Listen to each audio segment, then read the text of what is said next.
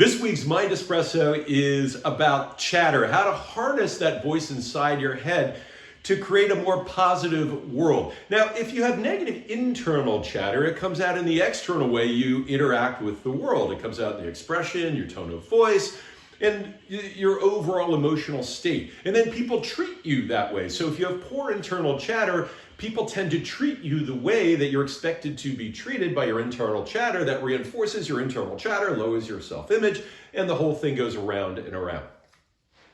Even as a scientist by nature, and he's run many experiments about how to harness that voice inside your head, he also has done meta-studies, looking across multiple studies to roll up to really a menu of options to help us turn negative chatter into positive internal dialogue.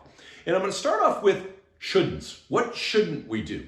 Number one, embrace inventing.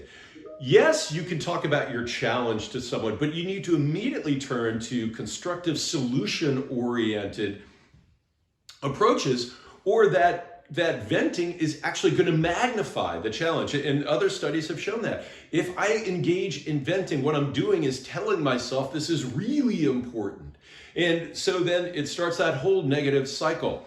Another don't be an enabler. Don't enable people by co-venting with them, right? Co-creating a negative environment. A lot of people think they're doing their friends a service by being on their side, but they're actually doing them a big disservice, because what they're doing is enabling that negative chatter, reinforcing that negative chatter, and helping people get stuck in a spiral rather than helping them out, right? And he advises, if you're going to be giving advice around someone who's going through struggles, to listen, acknowledge, and validate, but then move to solution-oriented outcomes and help them reframe how they see that negative chatter. And the other is to avoid personalizing. A lot of people who get stuck with negative chatter are stuck in an I world, I. And what he found is that we can depersonalize our chatter, and that helps remove emotion from our immediate chatter and helps us get some distance. And so let's get to the to-do list. And that first one is distance self-talk. Talk to yourself by your name and use the word you instead of using the word I. Zoom out. You're probably stuck, if you have negative chatter, in a small box. What you need to do is zoom out, see it from the bigger perspective, and put it into context. It's likely the context that's causing you pain is too small in nature and doesn't take into account all the different variables, right? We tend to focus on the negative. We need to zoom out so that negative seems small in context to everything else that's going on in our life. Or to reframe that negativity as a challenge. We can tell ourselves that we're being stressed, or we can tell ourselves that we've got a great challenge in front of us.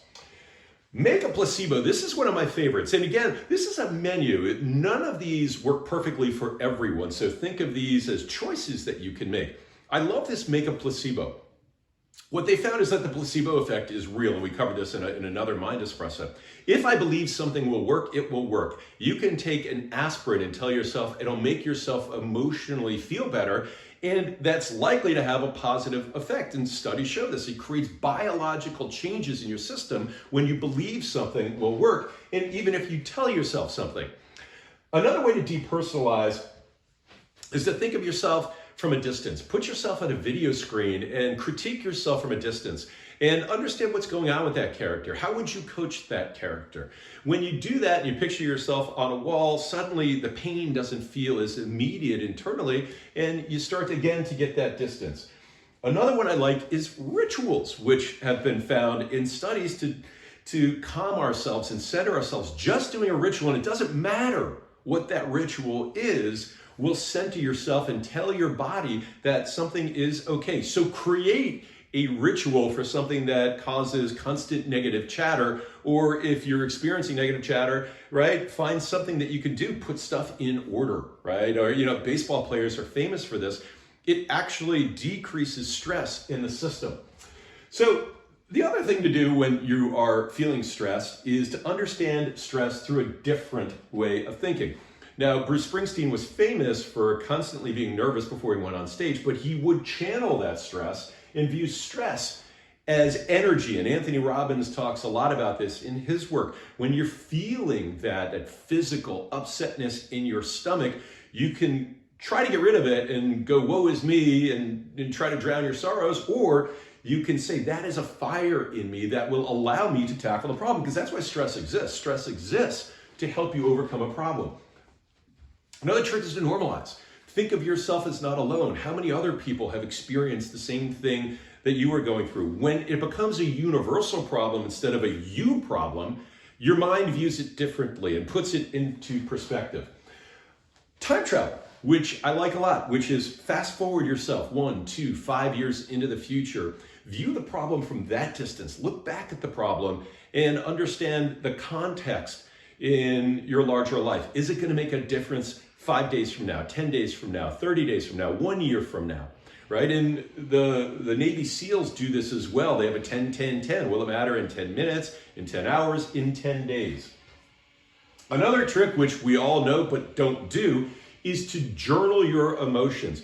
Write them down, and when you see them on paper, that gives you distance, right? It's not the internal emotion. The emotion isn't you. The emotion is something that is now on paper. And perhaps my other favorite, along with the placebo effect, is to carry a lucky charm. Same thing as the placebo effect in rituals, but if you have a lucky charm that you can clutch and look at it and say, this brings me luck, that actually engages the placebo effect to a certain extent. So he advises to carry a lucky charm. It doesn't matter what it is, right? It doesn't matter if it's a rabbit's foot, it could be a lucky coin, it could be a picture, but have something that you can refer to as your lucky charm. But here's the big takeaway. Your internal chatter is not uncontrollable, right? And in study after study, we found that different techniques work for different people. So as you think about negative chatter and that voice inside your head, experiment. Pick a couple of these to try and feel which one works for you. I was amazed that the placebo effect worked for me, that rituals worked for me, and I'm gonna create that lucky charm. So channel the chatter in your head towards positive outcomes, and that is this week's Mind Espresso.